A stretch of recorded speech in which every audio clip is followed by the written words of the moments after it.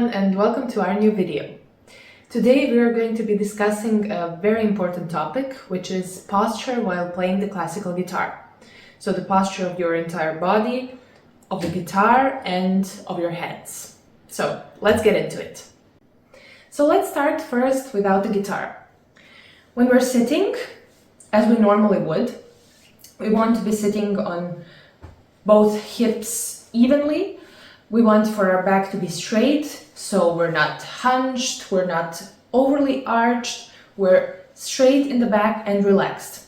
The same goes for the shoulders. And now about the chair.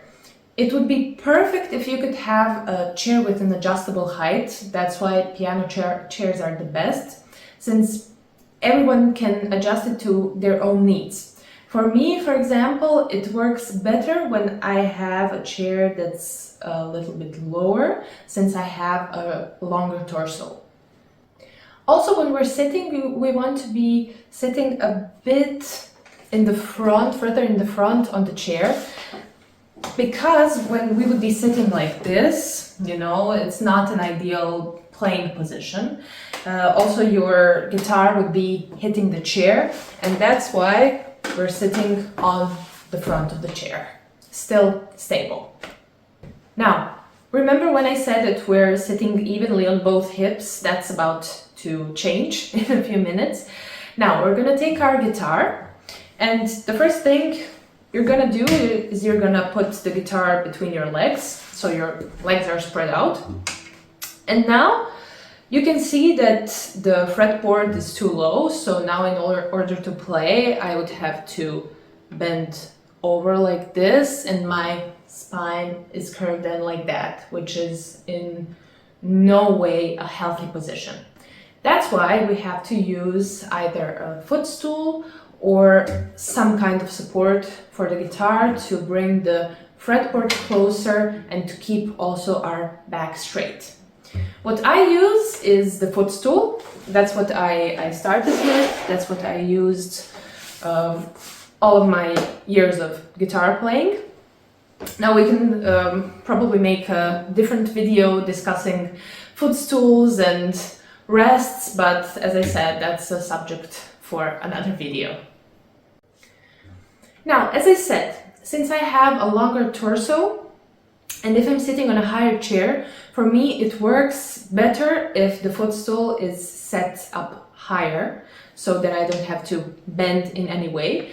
And you're gonna have to see for yourself what works better. But there's a couple of guidance lines that can help you with that can help you determine the right height of the footstool. So, one of them would be the headstock of your guitar.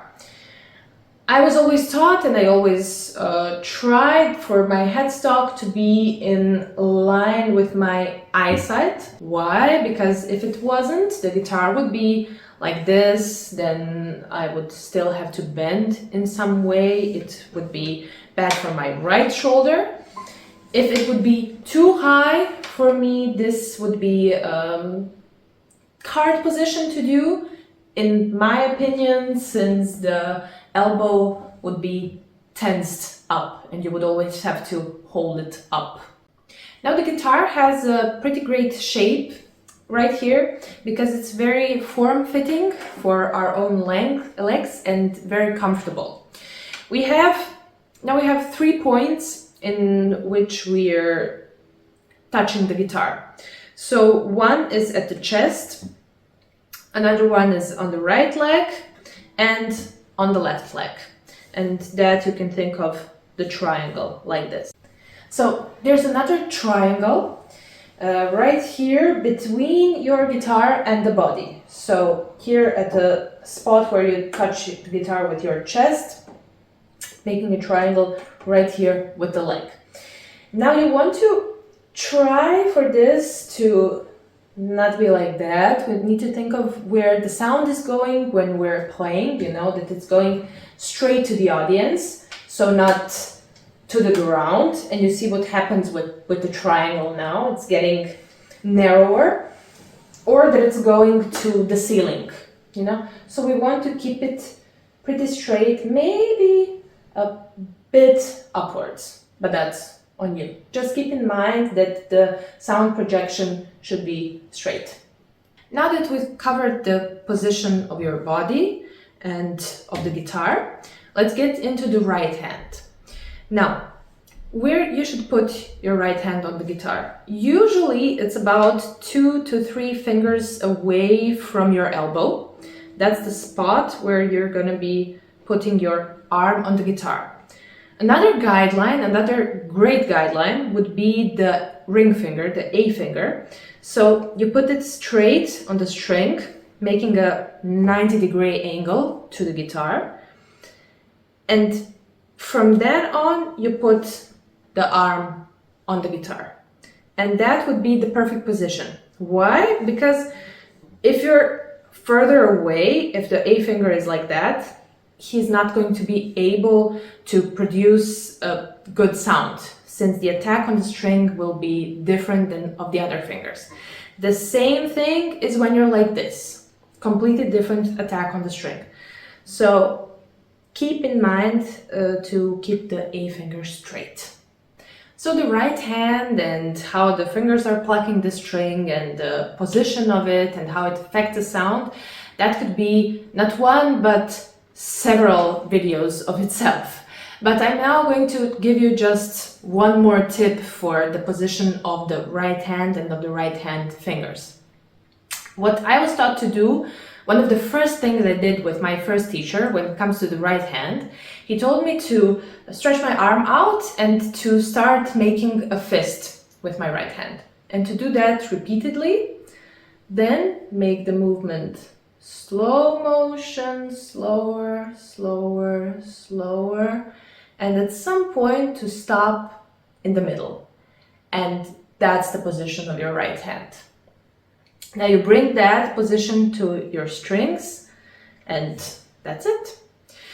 Now there's several schools of thought about the wrist. You can see in history, from historic recordings of classical guitarists, some would play like this, some would play with the wrist a bit more arched, some would play with the wrist a bit more down. But what I do is essentially to keep the hand parallel with the top of the guitar and the wrist maybe a bit arched, but a tiny bit. What I teach to my students, what I've learned from a teacher, is to tell the kids that they should imagine they're holding an egg with their wrist in between the guitar. I think that's a pretty great picture, you know, to imagine, because it would fit right there, and there's that tiny arch. Now for the left hand position, we already have a video with like do's and don'ts of left hand positioning, which we'll link at the end of this one.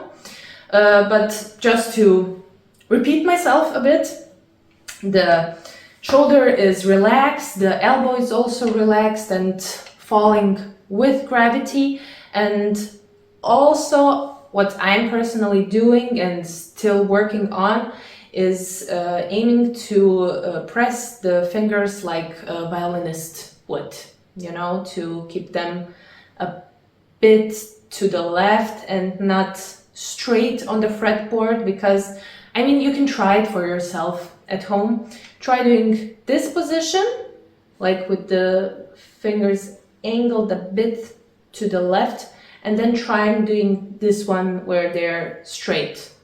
You're gonna sense a lot more tension with them being straight. So now when you're playing a piece, performing, actually making music, of course your position is not gonna be just like this all the time.